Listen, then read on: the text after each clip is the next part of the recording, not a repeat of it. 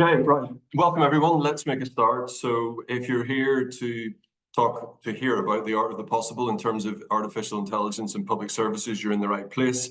My name's Andrew Laird. I'm the Chief Executive of Mutual Ventures. We're a public services consultancy that works with the NHS, with councils across the country. I'm delighted to be joined by Jabed Hussain from Achieving for Children, and you will hear from Jabed later, and also Darren Crombie from Bridget Care, and you will hear from Darren later. So just in terms of housekeeping, if you have questions, you can use the Q&A function at the bottom of your Zoom page to post questions. We'll try and get to as many of those as we can. Please do ask questions at any time, and I'll come to them when we have a gap for questions. Anybody who's registered, I will send a follow-up email with a recording. So there's no need to take copious amounts of notes. Of course, you can if you want, but a recording of this webinar will be made available. So before we start, just a little bit of context as to why this feels like the right time to be talking about AI and the art of the possible. So until recently, you could have been forgiven for thinking that AI was something that you could opt in or out of in terms of being a public service delivery organization. That's no longer the case. Things like ChatGPT and other types of AI tools like Microsoft Copilot and Google Duet are now available, and some of them are available for people to use, whether your organization has made it available or not. So against that kind of context, which has changed a lot over the last year, I think there are three big reasons now why public service delivery organizations need to act. Number one is that staff are going to be making their own decisions on this stuff. So for example, ChatGPT is there, people can use it, or can you be sure that your staff aren't uploading information from the organization onto it in order to generate reports and things like that. Not everybody knows that it's not a closed system, so anything you put in there will be broadly available for anybody else using it. Second is that there's a huge opportunity here for public services, and public service leaders can't ignore the potential in terms of productivity, connectivity with your service users and customers, and also the power of the analytics side, which comes with AI. And then third, and this is quite critical actually, there is a really broad debate going on where you have two camps essentially. You've got one camp which is very ambitious, it wants to go fast and break things, and some of the organizations out there developing AI products are very quickly releasing these products that are not properly vetted, and their whole ambition is just to kind of see how far they can push AI. There's another side of the argument where there are people who are a bit more cautious. They want to make sure that AI is there to serve the humans who are using it. These are still ambitious. This is still an ambitious group, but it's important for them to be quite cautious. And I think public services, when they're thinking about the adoption of AI, can't be fully in the go fast and break things camp. That's just not an option available to us. So we have to be cautious, we have to do it properly, and we have to make sure that any AI which is introduced can be explained and controlled to a certain extent. So today we're all about talking about the opportunities and positives. But before I start, I just wanted to share a quick slide from a previous webinar that we did. I wonder if Darren or Jabed could just give me a nod once they can see this. Yeah, great. Okay, so let's put it in presentation mode. So at Mutual Ventures, we did some work with Newcastle Council, and Newcastle Council were very keen to approach the adoption of AI in a proper way, in a safe way. We did some work with them and developed what we called an AI maturity framework.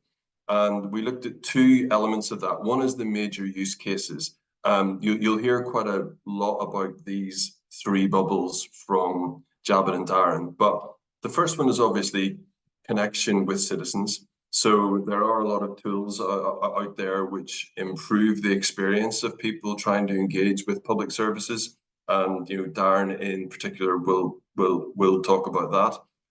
At the back office end, there are tools out there as well which can help with automation, can can help remove and improve some of those tasks that a human would normally do, but actually don't need the kind of real quality that a human brings to a task. And then sitting behind that, you've got your analytics, which is all about what can AI spot within large data sets that the human eye can't, and normal kind of processing can't spot either. So those are the main use cases. And then in order to adopt this, you need to have a framework of enabling factors as well. So we always recommend any organization starting out on their AI journey has a really clear idea of what their vision is, what their desired outcomes are. I think there is a risk that people just grab the nearest shiny tool and think, right, let's have that because that's what I've read about. Data maturity is really important. So if you're going to start applying any AI tools to a data set, you need to be sure of the are there biases within that? Is it clean? Is it usable? Where's it come from? Is it reliable? Number 3 is responsible governance. So this is going to be really key because AI is evolving at breakneck speed, and you need to have some sort of flexible governance in place where you can make decisions as to whether you will adopt and evolve with that, or whether you want to go slower. So you need to have a group who understand it and a group who can make quick decisions. Technical assurance is around cybersecurity and things like that. Can you be sure that the information you hold is secure and meets the standards that you need to meet wherever they are stated, where it could be in a public service contract that you have. Workforce strategy for me is one of the key ones. So people are worried about this in the same way that accountants were worried about spreadsheets coming in. When spreadsheets came in, the accountancy profession thought that they would be out of work. Well, actually, there are more accountants now than ever. So I think AI can and should be used to enhance the effectiveness of humans, to take away some of those tasks, to help them make decisions, but not make the decisions, but to support the making of those decisions. So engaging with your workforce is going to be key. Then wider system collaboration is probably the most out of reach at the minute, but there's a lot of talk about integration. There is a lot of talk about leaders and organizations within a place or a system working more closely together. There's an open question in my mind as to whether or not AI can play a role there. I'm sure it can, and maybe that's something that we can talk about today. So I am going to stop sharing my screen now. And so hopefully that made sense. And that was just a reminder of some of the kind of groundwork that we're doing with organizations. Now, the focus of today, like I said, is about what can positively be achieved with AI. And I'm really delighted that Darren Crombie's here from Bridget Care, and I'm going to hand over to Darren now, who will tell you a little bit about the work that he's been doing. Thanks, Andrew, and hi everyone. Hopefully everyone's got a brew coming up to lunchtime. So yeah, I'll be drinking mine as we go through. So yeah, I'm gonna share a pack and then just jump in and show you actually how some of the AI tools we're building are actually supporting the carer community. I'll also share a little bit about some broader work that we're involved in as well, which might give you some ideas. So I'm just going to share my screen and hopefully I'll get the same nod back from Andrew, if you can see that. Yeah, awesome. So yeah, so just to make things a bit real. So AI is not a new thing. You know, it's been around for a long time. But I think there's been an explosion of use cases off the back of Gen AI, and we really saw, as a social care innovator, a lot of opportunity there to support the communities that we look to support as a social enterprise. We work all across the UK. So actually, we have that map there in the background. That each one of those dots is a town or a city where we've supported at least one carer, and probably 70% of those carers we've supported touched AI. So it's there, it's real, it's helping people, and we're quite transparent about how we use it in the system. So yeah, I'm going to give a quick overview about why do we need AI? Why bother? What's the point? So let's talk a bit about the challenge we've got in social care, our impact, so how we're actually using it, a little bit on the AI approach, and then I'll just jump in and give a demo. And yeah, questions in the chat box, and Andrew will fire them us as we go. And I will share the slides as well, so I don't feel like you've got to remember everything I show you. So in terms of the bigger picture, I mean, where we work is in social care. So really, when you look at that pyramid on the left, we've got clients, we've got carers, we've got people, residents that need our help. And actually, we all know that we'd like to identify those people earlier on in their journey. But with stretched budgets, it's hard to do that. And we've got concerns about increasing demand into our existing care teams, our social care teams. So really what we're looking at AI is can it help us to find people earlier on? So to help drive that preventative care agenda. Can we use AI to scale our existing service provision, be that carer services that we work with, social care teams, or maybe broader than that in terms of front door services in councils?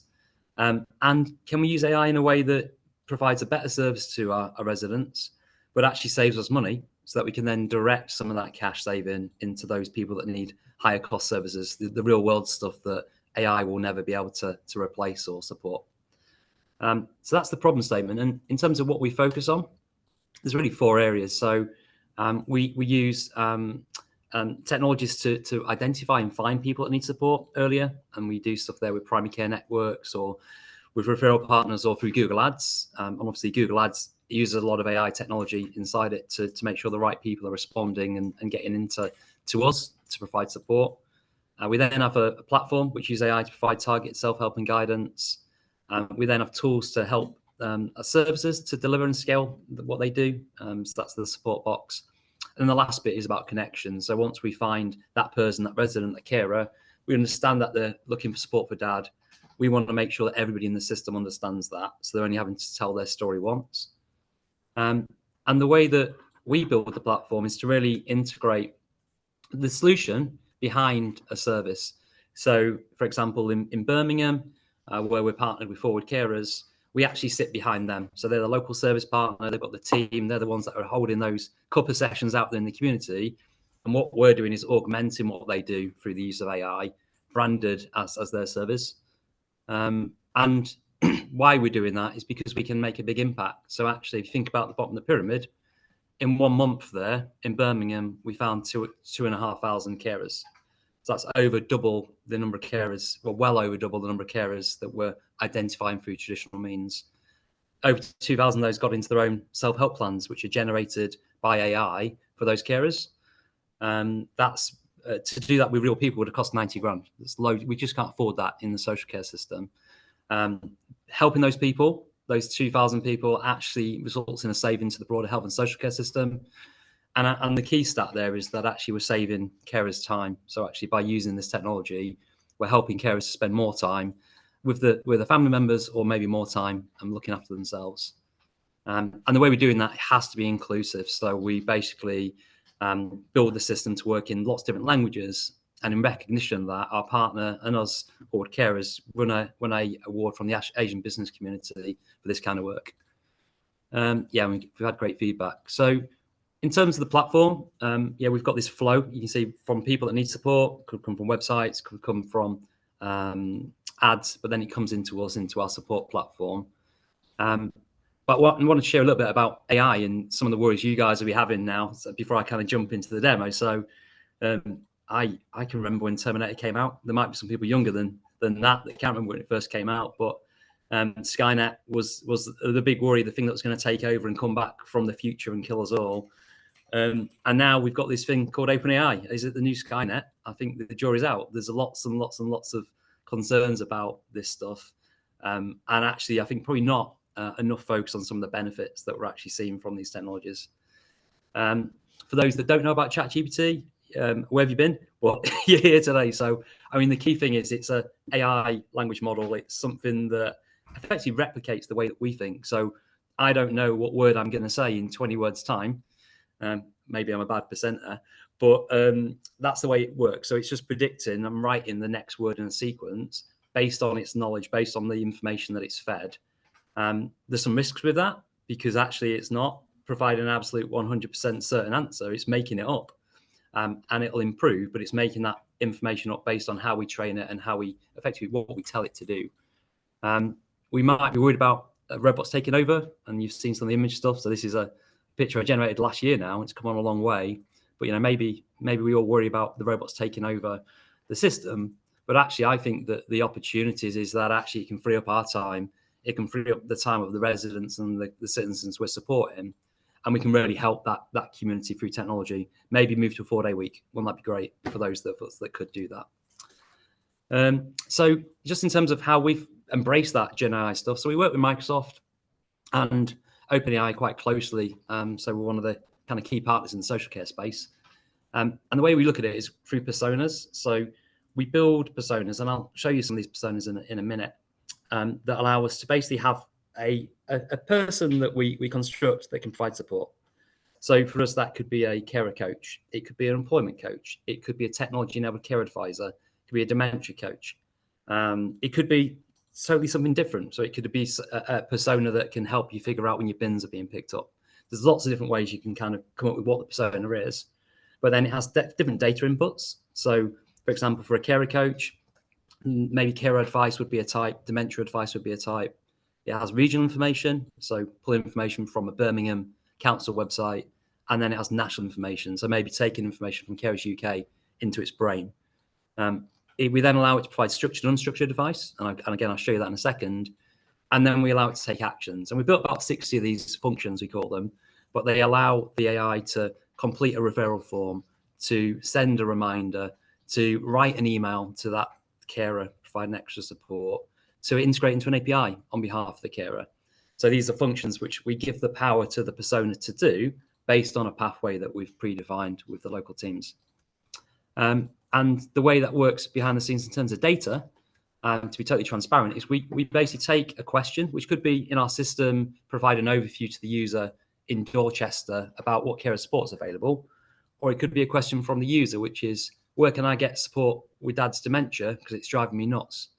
We take that question, we translate that into what we call a vector, and then that allows us to go to a database which is fed every night from hundreds of different data sources that we've linked to, and then it uses that to then actually answer the question.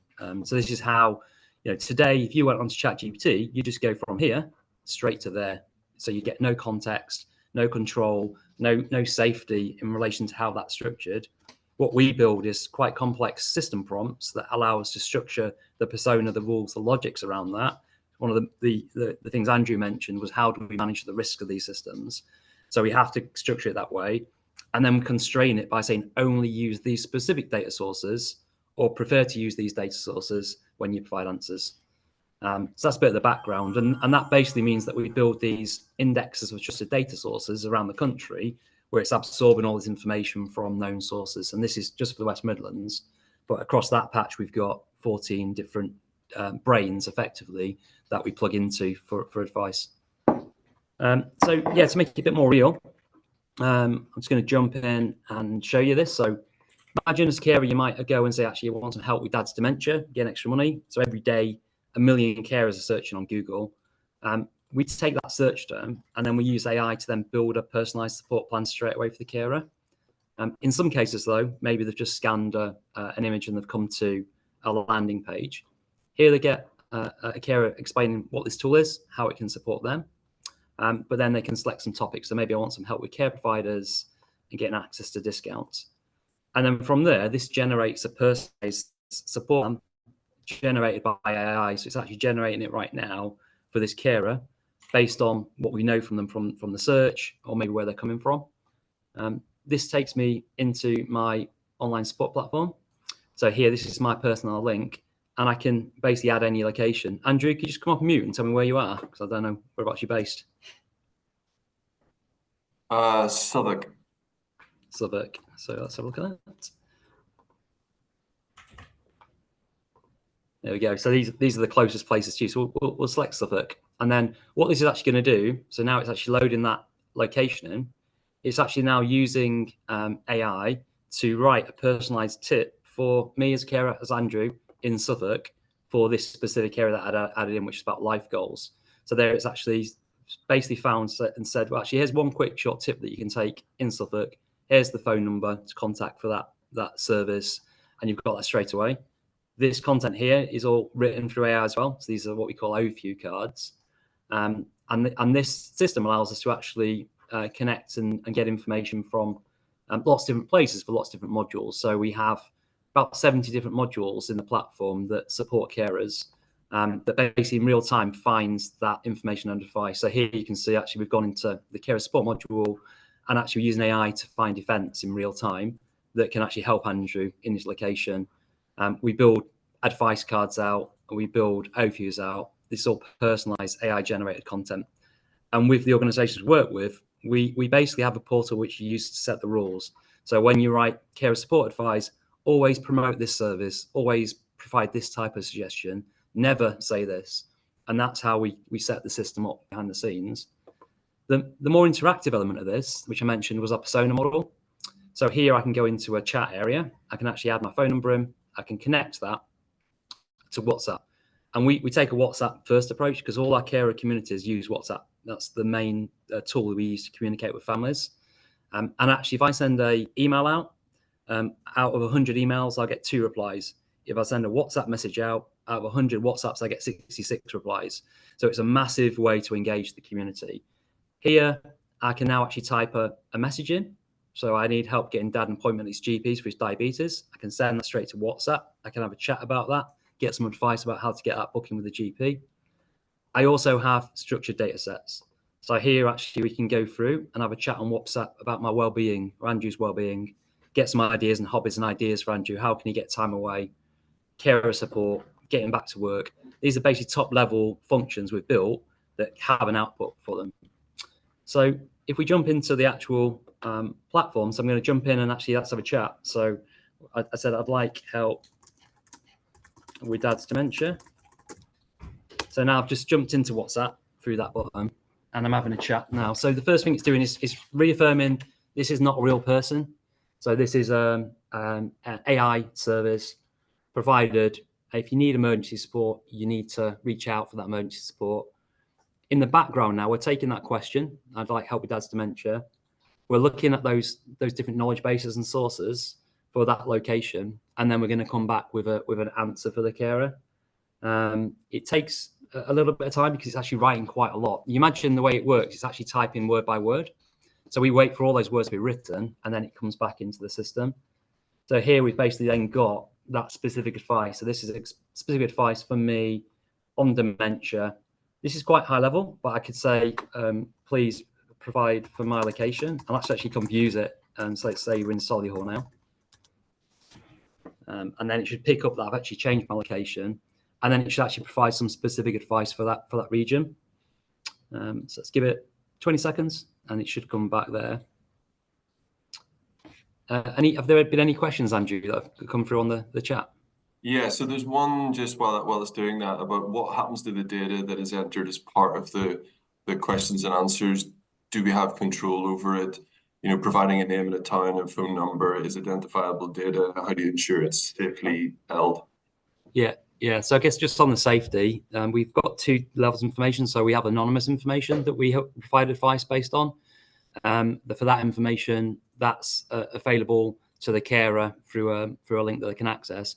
But then we also control access to any identifiable data through an OTP process in the app, so that you can only actually put that information in once we've secured that effectively behind your inbox or your phone number. And then the data itself is held in our data center in Microsoft. So yeah, there it's come back, and now it's got some specific information for Solihull. And that's just general question and answer. But maybe I want to get more specific. So if I type the words help with home safety in, what this is going to do is going to go, okay, you want help with home safety. Let's connect you to our home safety advisor. So here we can actually go through and get some more specific function-based support. I'm going to do this in 2 minutes real quick, and then I'm going to hand over to Jabed. So let's learn about the people living in the property. So yeah, mum's in a wheelchair. So right now it's going for like a structured process with us to learn about what's going on, and then it's going to provide us with some support. How old are they? Mum's 57 and dad's 89. So again, it's just, this is learning a little bit. So it's asking me if anyone's had a fall. So nobody has had a fall. And this process right now is what you'd be going through with an OT. but you might have to wait weeks for that OT to come through and do your assessment with you. Do you have any worries about the property? Maybe the staircase. Okay. And now what it's asking me to do is send some images through. So this is actually using Vision AI. So not just Gen AI, it's using Vision AI as well. So here we can actually say, so that it wants a picture of the outside of the property. So we can actually just drop into WhatsApp, and you probably just do this on your camera on WhatsApp. We can just drop that picture in there, and we can send that. And what this does, it asks me for about 4 or 5 images. I'm going to skip ahead because just in terms of time, but then it will basically then, in about 4 minutes from now, it would then actually generate a personalized support plan for me. And that would look like this. So it would effectively be a structured assessment of the house. So you can see that image just loaded up. So it's steps and uneven surfaces, slippery leaves outside, issues with no lighting outside. So these are all the risks within the property for each of the different rooms that I'd add in. This report you're looking at now takes the AI, because it's a lot in it, but it takes about 2 minutes from hitting go with the last image to getting this full report out. It provides that breakdown for all the different rooms in the property, actually builds you a risk statement. So summarizes the information I said about the person I'm caring for, provides me with a risk of injury and falls, risks of fire, risks of security, and then also provides some low-cost ideas and things you can actually pick up as a family. Before there, because I said I was in Solihull, it's actually then provide that service information for you in the tool. This is something we built the core of, like the MVP for it, to just get something live in about 3 days in a hackathon in London. So there is a lot of opportunity to build out these type of features that could really augment things like T. It doesn't replace it, but it can augment that in the social care system. So I will send the pack out, but hopefully that was probably a whistle-stop tour, Andrew, of what we've been doing. No, it's amazing. Thanks. And I can tell everybody that I've sat with Darren going through putting in all of the pictures and stuff, and it does really work. It's amazing. You know, it'll tell you things like you might want to look at that rug with the upturned corner and things. Like, it's very, very detailed. One quick question before I bring Javed in. I love the idea of using the apps and the communication methods that people are most comfortable with. So WhatsApp, that makes so much sense rather than email. And I also like the idea of the fact that it's not pretending to be a human being. It's being really clear, you know, up front, because that's a question I think some people have. You know, am I talking to a robot or not? You know, and if you're very clear about that up front. One very quick question for me, which is just about how true, you know, for people watching, they might think, you know, how independent is this? What sort of level of oversight do you need to have on it on a kind of an ongoing basis? How much interaction do you need to have? And is there a point where a human gets involved, or how does that work? Yeah, so the pathway for us would be, if we just think about the carer, so we're doing different scenarios, but a carer comes in, they've connected to WhatsApp, they've got some initial advice and guidance. A few minutes later, they'll get an updated link back to their main portal with some extra help and content for them. A few minutes after that, it will ask them, how often are we allowed to get in touch with you, just to check in on how you're doing? And you might then say, actually, you know, come back every 2 weeks or every month.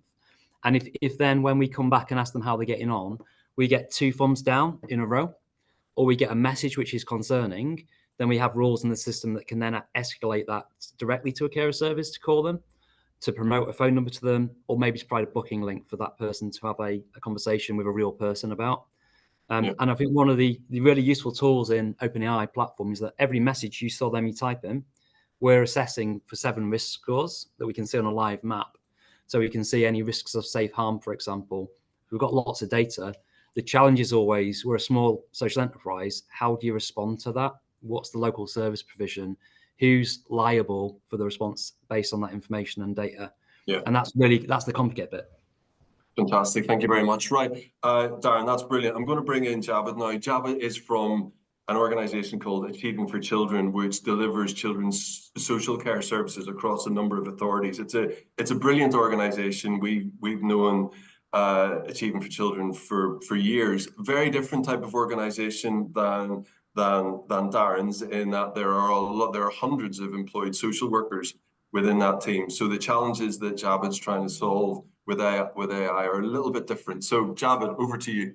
Thank you, Andrew. And Darren, just to say, what you built is super cool. You know, I love the way it provides personalized responses using WhatsApp, which is something that we use on a daily basis. Okay, so give me a second while I try to share my screen. Andrew, if you can just confirm that you can see it when I share my screen. So I won't take too long. And Yep, can you see I it? can see that. Thank you. We were just talking earlier, actually, wouldn't it be great if we're on talking about high technology and we couldn't get our presentations to work, but it's worked well so far. Thanks, Jeff. Exactly. So I'm going to give a brief overview of artificial intelligence. But before I do that, I just want to talk a bit about who we are as an organization. So for those that don't know, Achievement for Children is a community interest company that was set up about 8 years ago. And we provide children's services from social care to education for these three boroughs. So the London Borough of Richmond, the Royal Borough of Kingston, and the Royal Borough of Winston and Maidenhead. And essentially what happened 8 years ago was these councils took their children's services out of the council and put it into a company, and that company is who we are. So in terms of workforce, we have about 1,300 staff spanning over 3 areas, 2 in Southwest London and 1 a bit more further west. So that's who we are. In terms of, Andrew, you mentioned earlier, you can't just start using AI, and you're 100% right. You can't just start using AI. You need to have a plan. And this is why I'm showcasing an extract from our digital and IT strategy. You kind of need a strategy in place, a priority and ambition in terms of how do you plan to use technology. So as you can see on this slide deck, our solutions that we're trying to put in place over the next 3-4 years doesn't actually mention AI anywhere. What we want to do is obviously better join up some of our data, use technology across our workforce and with our service users, and obviously limit the digital divide. So whilst we're not specifically focusing on using AI as part of our strategy, we have AI as part of so many components of what we're trying to achieve over the next 2-3 years. So essentially what I'm trying to say is you can't just go off and just start using AI. You need to have a plan in place, a long-term vision and ambition to use technology to better the services that you provide.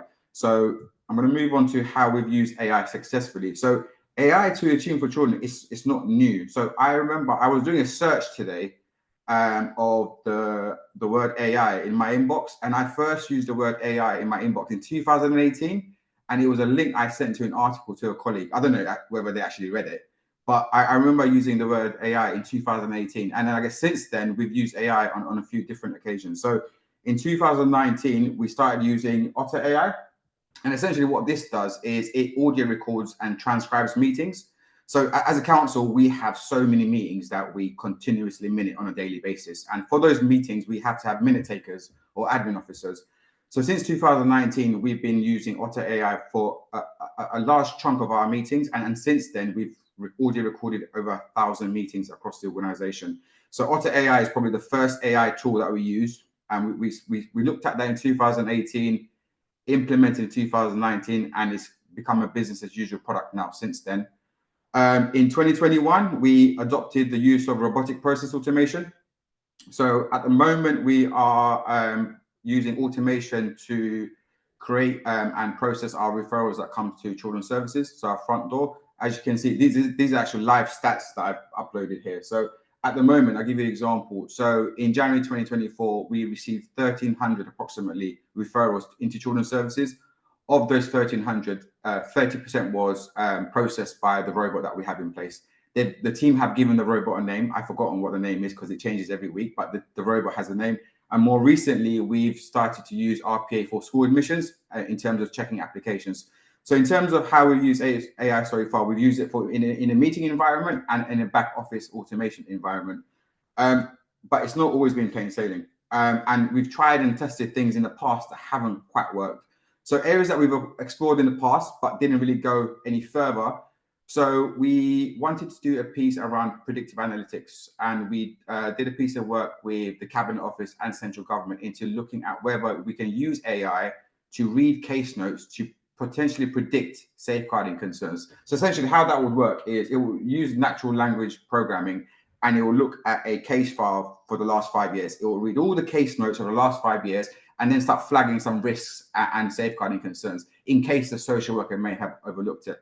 That was going to be a very ambitious piece of work, but unfortunately, the project's been put on hold due to government funding. And I won't get any more deeper into that. We looked at a machine learning chatbot, and we did deploy a machine learning chatbot on our local offer page. And whilst it worked at the time back in 2021, it required too much internal resource to maintain and upkeep it. So that machine learning chatbot, once again, it's not live at the moment. It's been put on pause. We also submitted a bid to the Information Commissioner's Office to develop a tool that will help with subject access requests. So for all my council colleagues on the call, they'll know exactly what I'm talking about. As an organization, we are inundated by subject access requests, and we can't always put forward all the information that's in the documentation. So for this example, we looked at building our own redaction tool, and whilst we submitted a bid, it wasn't successful. So these are the areas we've looked at, but it didn't go any further. And I just wanted to highlight these because not every AI idea works. And sometimes you have to put them on a back burner. In terms of what we're looking at the moment, so we're currently testing and trialing Google Duet, which is, for those colleagues that use Microsoft, you may have heard of Microsoft Copilot, and it's essentially your own very own virtual assistant. It helps you, write your emails, put together a presentation, proofread your work. It's a bit like ChatGPT, but it's a bit more personalized. So we use Google at work. So we're currently testing Google Duet. We're currently about to start a pilot project using machine learning to translate non-English documents. So we have the demographic of Kingston, Richmond, and Windsor and Maidenhead is quite diverse. So we have a lot of non-English speaking service users, and we spend a significant amount of money in translating documentation. So we're currently working with AWS in piloting a tool that will help translate some of these documents. So instead of going to paying a translator to translate a document, we would upload the document onto a tool, machine learning tool, and it will do it for us. We're also looking at a very similar piece of work around redaction of documents, once again, using machine learning. So these are the three things that we're looking at the moment in terms of AI. In terms of the future, I put a picture, I don't know if everyone's heard and seen Apple Vision AI. It looks really, really cool. And I'm thinking of getting one myself. But I put this picture there because actually I do see the future heading in that direction. And some of the things that we are looking to utilize and explore in the future, it is around using AI to better analyze data. So I think as an organization, we sit on a lot of data, and we're very good at reporting data, but we're not so good at analyzing data. And I believe this is where AI plays a massive role. I mean, we're looking to re-look at having virtual assistant chatbots on all of our web pages. Once again, we've looked at this in the past, we paused it, but actually we're thinking, technology has evolved and moved forward at quite a fast pace. So why not look at it again? And obviously we were looking at other things in terms of how do we maximize and optimize our resources. I mean, ultimately, one of the things that I would like to do, whether my team are happy with me saying this, we want to get to a place where we can create our own GPTs to help us with some of the personalized things that we do in children's services. So yeah, so our journey has been ongoing for the last 5-6 years, and I think the appetite to do more is certainly there. And as AI becomes more and more, I guess, high profile, I think it just makes us even more eager and excited to continue that journey. So that's a brief overview of what we're doing in terms of AI at Achieving for Children. Thank you very much, Javed. I really liked how you talked about, you were prepared to talk about things that you had explored and maybe the timing wasn't quite right. And I like your use of pause or on hold rather than just saying no, because the technology will eventually catch up for what you need it to do. And I think that's really important. So I've got a question for both of you, with a slight tweak for each of you. So Javed, how do you bring people with you in an organization like Achieving for Children? So we're talking about a large workforce of social workers who are already feeling under pressure, and how do you bring them on this as a positive journey rather than one that they feel is a threat? That's a very good question. I think children's service, out of all the council departments, I think children's services and adult services are probably the most difficult services to penetrate when it comes to technology. No one's interested, and I think that's what I experienced when I first joined. But if I could use one word in terms of how we've made everyone interested, we've made it a bit fun. So we made it fun. We've made technology fun and interesting. So I think one of the ways that we've I guess, won the hearts and minds of our colleagues is we ran, so the RPA automation of our front door, that was from an innovation challenge. So we set an organization innovation challenge. And essentially what we said to the organization is, if anyone's got any technology ideas that can help save money or save time, submit your idea, and the winning idea will get a prize, so to speak. And then we had, I think, over 30 submissions from colleagues, social workers, managers, practitioners. And the winning idea was the automation for the spa, for a single front door. So actually, but by doing that, we've taken an idea from the workforce and turned that into a product. So that has certainly helped in terms of getting everyone on board. I think the Achieving for Children, I mean, we're the first of its kind. We're the first company that delivers children's services in the UK. So we're always known to be innovative. So, and I think on that basis that our senior leadership team are very pro-tech. They're very eager to explore tech. And I guess they have given me the realms of exploring tech. And I guess one of the key parts of my role is to continuously horizon scan the market for emerging tech. Certainly piloting things is been quite crucial because we can't always get it right. And I think, long as we can justify that we've done things in a controlled, safe environment, we can at least say we've tried it. So I think the colleagues seeing that we're looking at the environment, we're looking at the sector in terms of how things are moving, and we're keeping an eye on the ground. And I think that all helps to, bringing everyone along on the journey. But it's not always as simple as that at times. No, it isn't. I'm sure trust is very important as well. That the people know that you're trying to make their lives easier. Darren, same question to you, but about the users of your service. How have you managed to get them comfortable with it, or how have you brought them on the journey with you? Yeah, so I mean, part of that's co-design in terms of engaging carers, talking about what their challenges are, understanding from them, what is the best way to engage them. And that was one of the key things. Jawed mentioned things that failed. We actually initially 2 years ago started out with an app-based approach, but actually, as in a downloadable Android, iOS apps, and that didn't really take off. It wasn't what users were after. Which is what people naturally reach for, isn't it? You've got to have an app. Yeah. Which actually, WhatsApp's the thing in the pocket anyway. So why not just engage through that? So that's that kind of feedback. And I think it's about continuing learning from users. One of the challenges though is that lots of this stuff's new, so it's kind of hard sometimes to go and sit with a user and say, what do you want? You almost need to sometimes say, actually, this is what's possible. Is this something that we think we understand if this meets your need? And let's take it from there. So, for example, for another project we're doing, which is called My UK Life, we're actually working with international recruits there. You'd have seen the Panorama documentary recently, and there's lots of people that aren't well supported in that space. And for that community, we've spent 3 weeks just shaping a rough product for them. And then we're going into a series of sprints where we'll be sitting down hand in hand across West Midlands with that community, and then refining the product through a number of sprints with them. And one of the good things is you can do it quite quick. So we can actually sit down week 1 and at week 3 have an updated version of the solution with it based on their feedback. Yeah.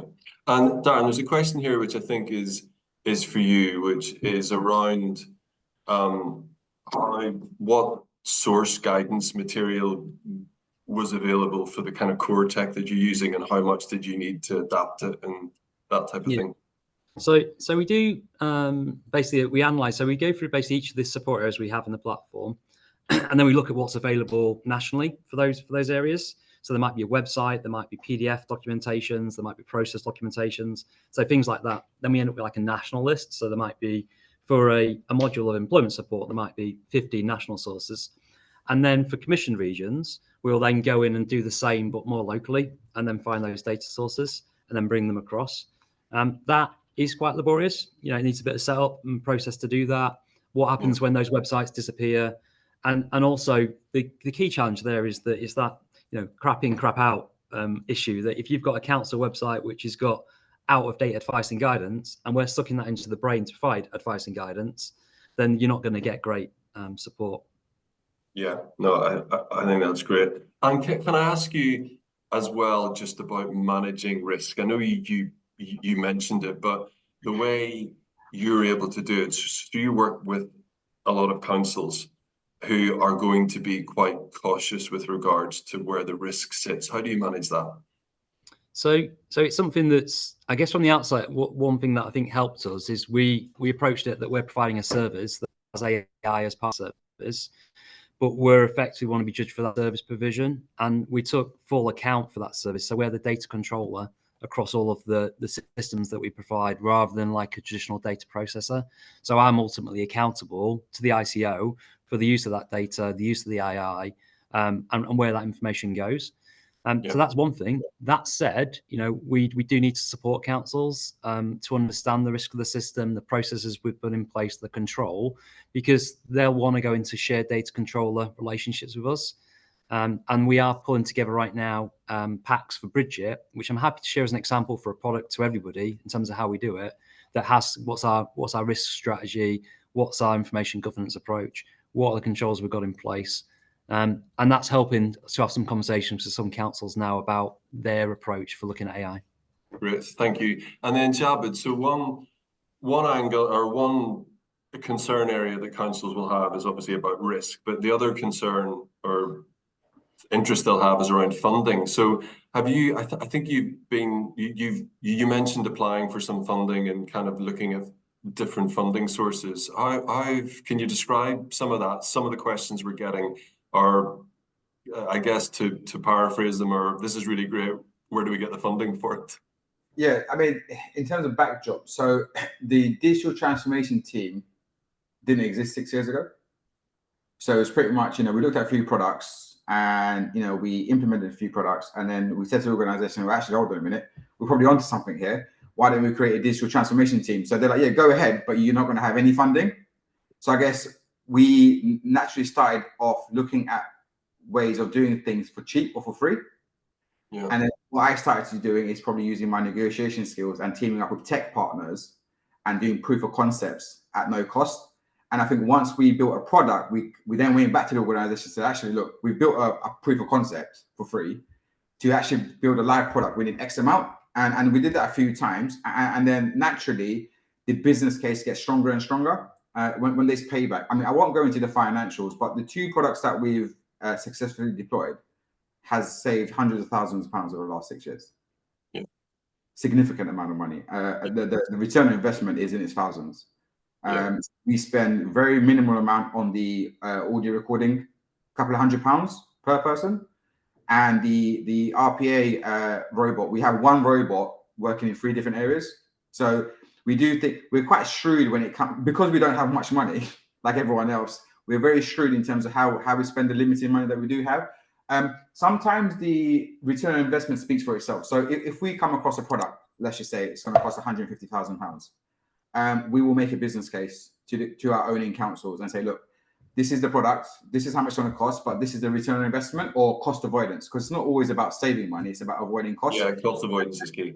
So the numbers normally speak for themselves. And I guess for us, there are a few products that we've introduced that are just nice to do things, rather than, it's not going to save any money or time. It's just nice to do these things. So yeah, so it depends what it is, but it's not always an easy task in terms of, finding the money to test and trial products or introduce new products to the pipeline. Yeah. I mean, it's interesting. One of the questions I've got here is around how people can think about developing an invest to save case or a business case for this type of investment. And I guess with your situation with Achieving for Children, the councils that are involved with you are already used to you being quite an innovative organization anyway. And just, I don't know, is there any other advice from either you, Jabed, or Darren, just about anyone who's trying to get their council to think about this for the first time? So the LGA, Local Government Association, you got the Department of Education, you've got loads of different funding opportunities. Central government are, more and more funding applications are being presented now for people to apply if they've got a tech idea. So I would definitely recommend keeping an eye out on the market. So we've submitted so many bids, and we won a few bids as well in our time, but some we didn't win. But there's so many opportunities to apply for funding to central government or government organizations, because I think everyone is looking to spend money on transforming the sector using tech, and they need, I guess, people to experiment, councils to, start looking at these products to experiment. So it's not just your own internal resources. There are external funding opportunities available. You just need to keep your eye on the ground, so to speak. Yeah, I mean, I think that's exactly right. And I would also just refer people back to the framework we shared at the start, which is just an example of a framework, you know, because a lot of the questions that you will be asked will be answered by having a framework like that. Darren, did you want to add anything just in terms of advice for people trying to make the case for this? Yeah, I guess, you know, there is funding out there. So, you know, we're working with a few local authorities through the ARF funding, which is being discussed. So that's coming through, which looks like a great funding stream. It's time limited, so it's the kind of, you know, you'll run a project for a couple of years, you get the data and the efficacy information, and then, you know, then it's where does the funding then come after that? I think if you look at the bigger system, NHS and healthcare has been traditionally well funded in this space, and social care has always been the kind of poor brethren in their relationship. So I'm hoping that through the ICBs we see a switch in prioritisation into social and preventive care. I think in the short term, though, this stuff doesn't have to be expensive. You don't have to spend a lot of money. You can work with social enterprises like ours to work through ideas, come up with innovation, and we can call down and help with things like free capacity from Azure, from Microsoft, or helping charities to get free credits from Google Ads so that they can use that for demand generation. So there's ways to do it at lower cost, reflecting that actually the money's not there in the system in social care. Exactly. Just looking at the questions here, Javed, this is one for you, I think. It's a question kind of broadly about can you say a bit more about what the RPA is doing at the front door when it's receiving referrals? There's a video, but it will take me a bit of time to find it. So essentially what the robot does, we can send it in the follow-up email. Yeah. So what the robot does, it has its own email address. It has its own login to the case management system. Every 30 seconds, it will scan the inbox where all the referrals go into. It will then open the PDF.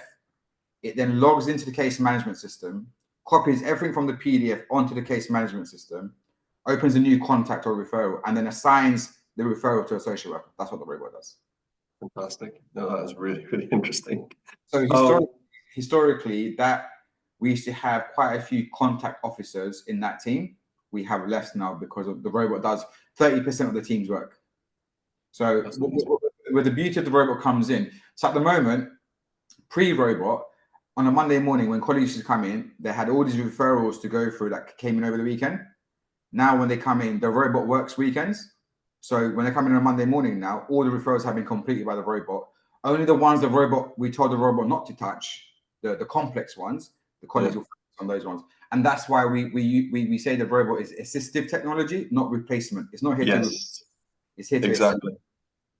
I think that's so important. Right, one final question, and then I'm going to wrap up. I always like to finish these things a couple of minutes before they are, so people have a chance to get to their next meeting. So really good question here, just as well as webinars like this, do either of you have specific forums or newsletters that you subscribe to or anything where you can keep abreast of what's going on? I know there's tons of stuff out there, but if you happen to have any favorites, it's a chance to mention them.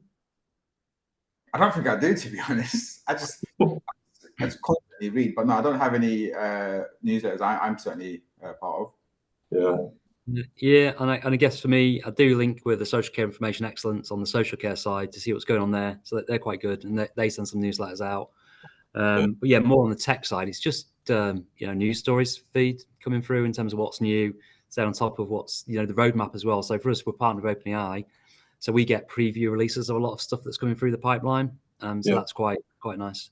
Yeah, I mean, I always look for podcasts which discuss this stuff, and there's tons of them out there. I'm not going to name any in particular, but if you want to know what the latest thing is, there's always a podcast somewhere talking about it. So look, I'm going to bring us to a close. Darren, Javed, thank you so much. I hope everyone on this found it interesting. I certainly did, even though I've spoken to both of you at length before. There's always something new to be learned. So really appreciate you giving your time. Just for people listening, we'll follow up with a link to the recording and also the slides and any additional information that Darren and Javed want to include. But on that note, I will say goodbye and wish everybody a really good rest of their day.